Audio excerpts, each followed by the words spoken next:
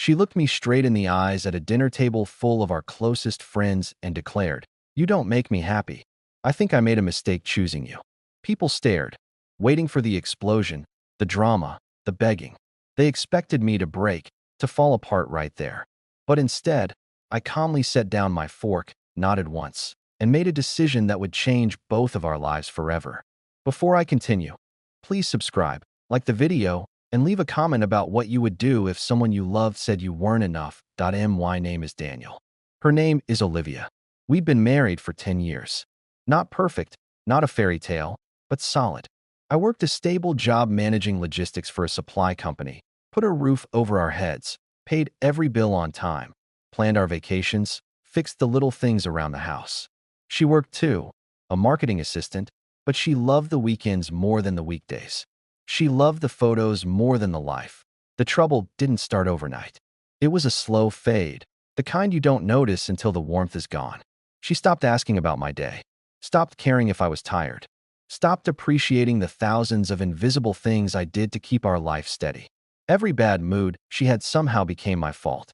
If she was sad, I didn't support her enough. If she was angry, I caused it.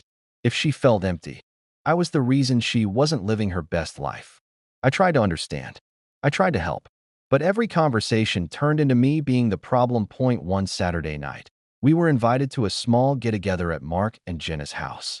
They set up their backyard like a cozy summer lounge, string lights glowing softly, music low, drinks cold. Everyone relaxed. We all sat around the fire pit, talking about new goals, funny work stories, plans for vacations. I wrapped an arm around Olivia's shoulder, trying to feel close again. She stiffened instantly, pulled away like my touch was an inconvenience. People noticed. I felt it. She scrolled through her phone constantly, smiling at messages that definitely weren't from me. While others laughed together, she rolled her eyes at anything I said, or ignored it entirely. At one point, Jenna asked casually, "You two thinking about renewing vows for your 10th anniversary?" She meant well, she always did. But Olivia's reaction, she scoffed. "Renew? I'm still trying to figure out if the first decision was right." A few people looked away, uncomfortable. Mark blinked like he wasn't sure he heard correctly. I stared at the fire. The crackling flames were easier to look at than her face. Jenna tried to soften the blow with a laugh. "Come on, Liv, he's a great guy." That's when Olivia leaned forward, voice louder than it needed to be. "Great? He doesn't make me happy. At all. Maybe I chose wrong." You could have heard a pin drop. Everyone froze, expecting me to argue, to defend myself, to pull her aside and plead like a man drowning. Instead, I took a slow breath and lifted my head. "Olivia," I said steadily, "if happiness isn't here for you, go find it." Her confident smile wavered. She didn't expect calm. She wanted chaos, something to prove she had power. But silence? Silence scared her. "What's that supposed to mean?" she demanded, folding her arms. "It means I'm not holding anyone hostage," I answered. "If you want out, I won't stop you. Not for a minute. No yelling. No begging. Just truth." I stood up, excused myself, and walked inside to grab my jacket. I felt every eye following me, waiting for the collapse. But the collapse never came. I walked past Olivia on the patio without looking at her, because for the first time in years, I was thinking about myself. I drove home alone. The house felt unfamiliar, like I was seeing it for the first time without the illusion that we were happy. I opened the drawer where I kept my important documents: passport, financial papers, insurance. I put them in a folder, zipped it up neatly. Then I wrote one note: "Take care." I placed it on the kitchen table where she'd see it. No long speeches. No dramatic declarations. Just truth that she would finally have to face herself. I grabbed a small bag of clothes, walked out, and closed the door quietly behind me. No slammed, no goodbye. No more carrying the blame for her unhappiness. She thought happiness waited just outside our home. In parties, in compliments from strangers, in the rush of being admired. But happiness is a fragile thing when you believe it's someone else's job to give it to you. That night, Olivia lost something she didn't value, and I took back something I forgot I had: my self-respect.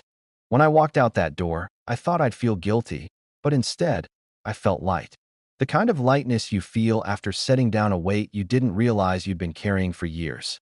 I checked into a quiet extended stay hotel a few miles away. Nothing fancy, Small kitchen area, clean sheets, peaceful silence. Silence had stopped being the enemy. It had become a friend I didn't know I needed. I sat on the edge of the bed that first night, looking at my phone. No messages, no missed calls. I expected anger from her, sarcasm, prideful texts demanding to know where I was. But there was nothing, just an empty screen. Strange how a device can suddenly become a scoreboard. The next morning, I woke before sunrise, not to an alarm, not to someone complaining I was too loud, just my own internal clock. I brewed terrible hotel coffee, ironed a shirt, and got ready for work without a single interruption. On the drive in, I rolled my windows down, something Olivia always hated because it messed up her hair. But she wasn't there to stop me, and the breeze felt like permission. A reminder that life still existed outside her disappointment. When I walked into the office, my coworkers did double takes. Apparently, peacefulness shows on a man. You look rested, one said. New haircut, another joked. I laughed more that morning than I had in months. I didn't feel the constant pressure to prove I was enough. I was just doing my job and being appreciated for it. Meanwhile, life back at the house was unraveling. Not dramatically at first. Just reality creeping in. Olivia wasn't used to paying all the bills. She wasn't used to grocery shopping alone. She wasn't used to walking into a quiet house and realizing silence isn't glamorous. It's empty. That night, she finally texted, "Where are you?" No question mark, like she was issuing a command. I stared at it for a minute, then put my phone away. Not to punish her, but because I didn't owe her an explanation she never gave me. The next day, another message. "So you're just done?" That's it. Still no ownership. Still no apology. Blame. Always blame. I spent my evenings reading, walking, eating takeout, breathing. Simple things. Things that used to be called boring. But boring felt like healing now. It felt like rediscovering myself outside someone else's expectations. On the third night, my phone rang. Not a text, a call. "Olivia." I let it buzz twice, then answered. "What do you want, Olivia?" Her voice cracked. Not anger this time, but something close to fear. "Come home," she said. "We need to talk." I stared at the wall, calm. "What changed?" I don't want to be alone," she stammered. "Please." There it was, honesty, but only halfway. She didn't say she missed me. She didn't say she was wrong. Only that loneliness was uncomfortable. "I'm not coming home," I replied. "Not yet." Her breathing shook through the speaker. "You can't just leave me like this. You told the whole world I don't make you happy," I said quietly. "I decided to give you space to find happiness." She had no comeback. Silence. The same silence she used to weaponize, now hung over her like a sentence. Days turned into a week. Olivia tried pretending everything was okay on social media, smiling selfies with captions like, "Living my best life." But the comments from her friends started shifting. "Haven't seen you out lately." "Everything good. Where's Daniel? Miss you guys together." Her image was cracking. And when image is your foundation, any crack feels like an earthquake. One evening, I stopped by the house to grab more clothes. She was standing in the hallway when I walked in, wearing an old sweatshirt, hair pulled back roughly, eyes tired. The confident woman who mocked me was gone. A softer, frightened version had taken her place. "You look different," she said quietly. "I feel different." She reached out, not touching me, just reaching toward the space between us. "I didn't mean what I said," she whispered. "I was angry." "You were honest," I replied. Anger just removed the filter. She shook her head, a tear slipping down. "Daniel, I didn't think you'd actually leave." That sentence told me everything. She thought I was trapped. She thought I'd tolerate anything. She thought she was the one who held the power. I grabbed my things, calm as ever. She followed me to the door. "Please, tell me there's a chance." I paused, the doorknob cold in my hand. "There's a chance for both of us," I said. "A chance to figure out who we are when we stop hurting each other." I stepped outside before she could respond. I didn't slam the door. I didn't lock it. I didn't look back. Walking to my car, I realized something she hadn't yet. She thought happiness would be easy without me. But happiness doesn't magically appear when stability disappears. And she was about to learn the cost of taking someone for granted, one bill at a time. The distance between us didn't shrink, it stretched. It stretched with every day that she woke up alone to a house that suddenly felt too big, too quiet, too real. And it stretched even more with every day I woke up not afraid of disappointing someone who no longer cared to understand me. I settled into a routine that felt almost luxurious in its simplicity. Work, a jog after sunset, cooking something actually edible in that tiny hotel kitchen, reading before bed. I had forgotten how comforting normalcy could be when no one is criticizing it. Olivia, on the other hand, was finally meeting the version of life she thought she wanted: independence, choices, responsibility, bills with her name and her alone to pay them. The first crack showed when she called asking where I kept the login information for our utilities. Then again when she asked how much I usually paid for insurance each month. And again when she admitted she couldn't understand the service renewal for her car. The woman who once told me I dragged her down was now drowning in the very freedom she demanded. Meanwhile, people around her, the ones she thought would cheer her on, were fading. Her party friends suddenly had excuses. Friday nights out became nights alone scrolling through her phone. No more fun invitations. No more attention. Even social media filters couldn't hide loneliness. One night, after I got out of the gym, she called. I let it ring. Then she called again. And again. By the sixth call, I answered, simply to stop the buzzing. Her voice was frantic. Daniel, please. I need to talk to you. What's going on? I asked, not offering warmth. She swallowed. I could almost hear the lump in her throat. Can you come over? No, I replied. Say what you need to say. There was a long silence. Then, I can't sleep. I can't think. I feel like everything is falling apart. Life gets heavy when you carry it alone, I said. She sniffed, trying to contain the tears. I miss you. That's not the same as loving me, I responded. She didn't deny it. Later that week, I came home to pick up some tools I needed and found her sitting on the kitchen floor, surrounded by unopened bills, overdue notices, grocery receipts piled like reminders of everything she took for granted. She jumped up when she saw me. I'm just organizing, she said quickly, wiping her eyes. Looks overwhelming, I observed. She exhaled a shaky laugh. You made this look easy. No, I corrected. I made it look worthwhile. She followed me around the house like a shadow, afraid of being left behind again. I've been thinking, she said carefully. Maybe we just lost ourselves. We can get back. I can try harder.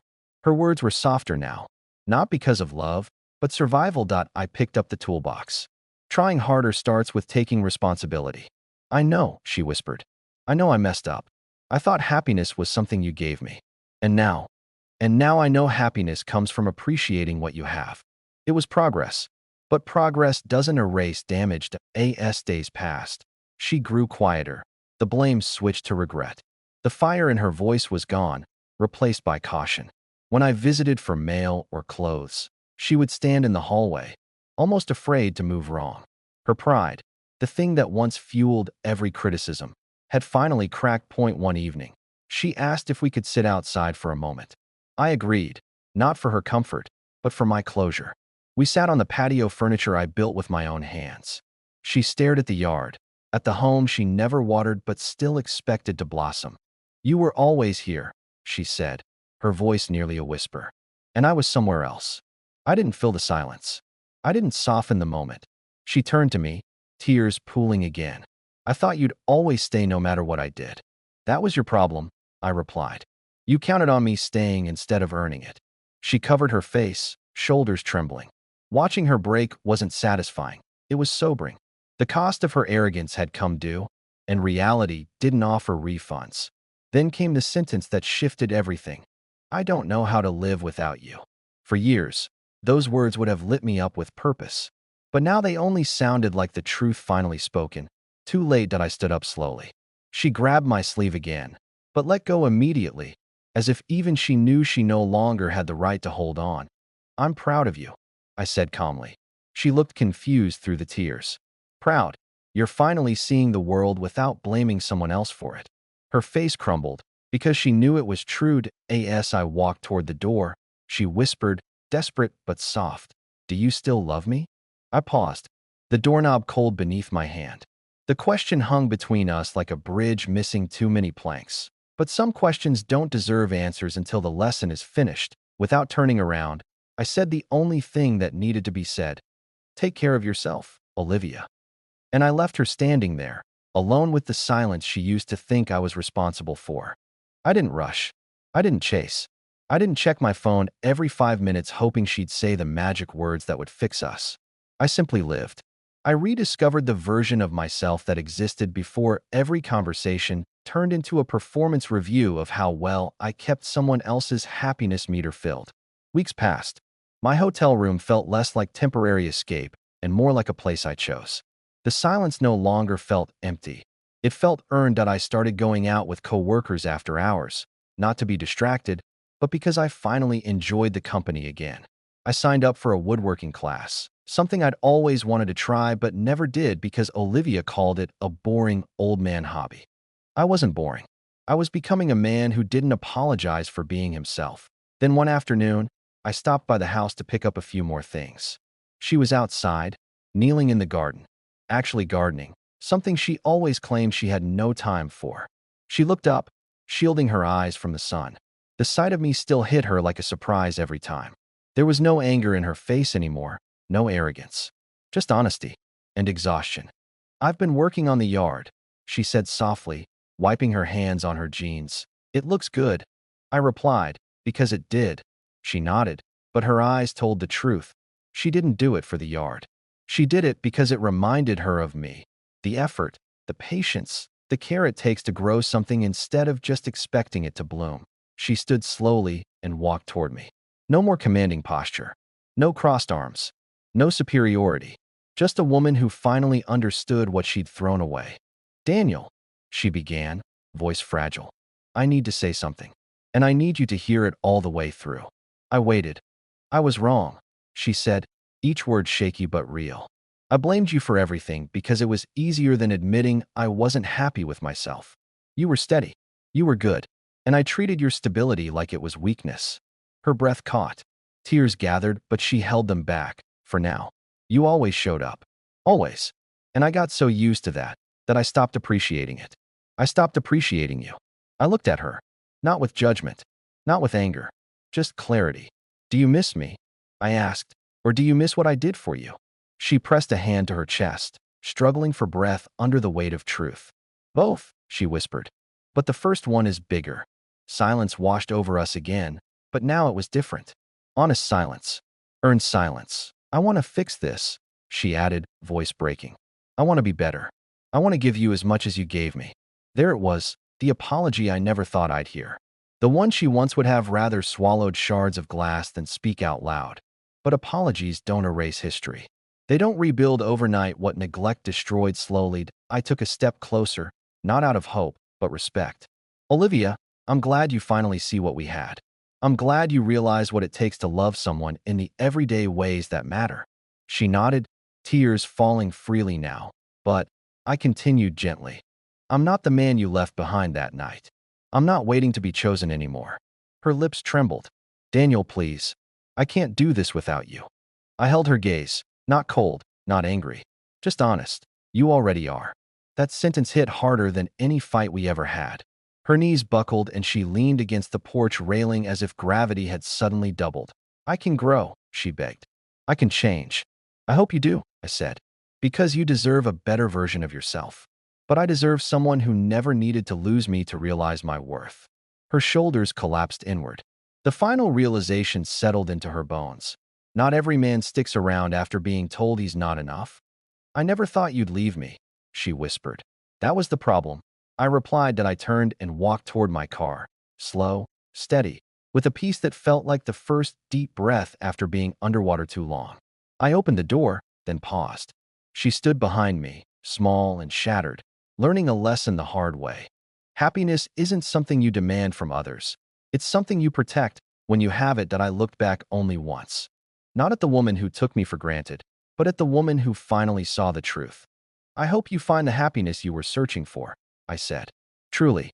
Then I got in and drove away.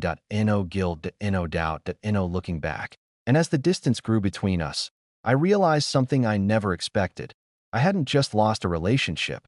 I had regained a life. She thought she needed me to make her happy, but I needed to leave to finally make myself whole. But if you want more powerful, real-life stories like this one, make sure you're subscribed, hit that like button, and let me know your thoughts in the comments. Your support means the world.